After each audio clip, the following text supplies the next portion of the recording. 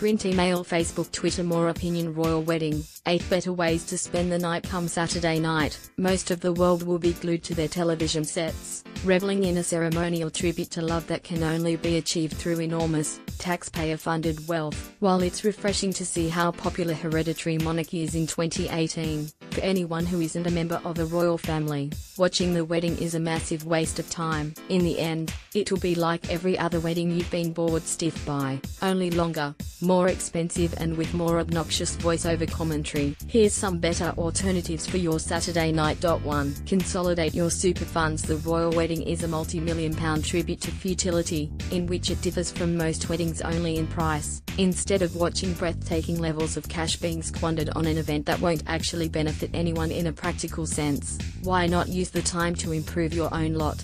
Fewer fees, simpler management. The benefits of consolidating your super are clear. The benefits of watching the royal wedding are imaginary.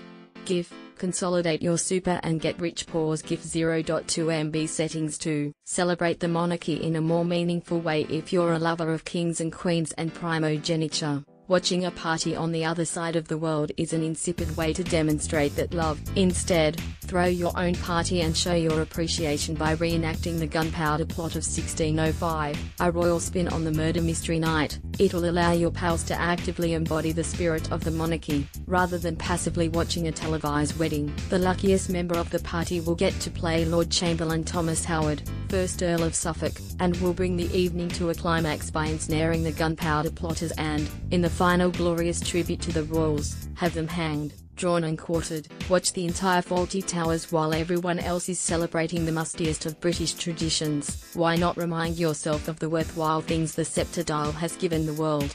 John Cleese and Connie Booth's peerless sitcom only ran for 12 episodes, so you should be able to comfortably watch the whole show while the royal festivities are going off. Forget the soap opera of the Meghan Markle debacle. It pales beside the chaotic operations of a struggling Torquay hotel and the mental disintegration of its combustible proprietor. And while the royal wedding may leave you wishing England would sink forever beneath the waves, Basil and friends will convince you that the place might just be worth saving. GIF. Fawlty Towers. Pause. GIF 0.3 MB. Settings 4. Learn to bake while others waste their time. Get into the kitchen and see how well you can whip up a delicious pavlova. The wedding will drag on long enough for you to take your time mastering the baker's art and have a second crack when your first cheesecake crumbles and your soufflé collapses. 5.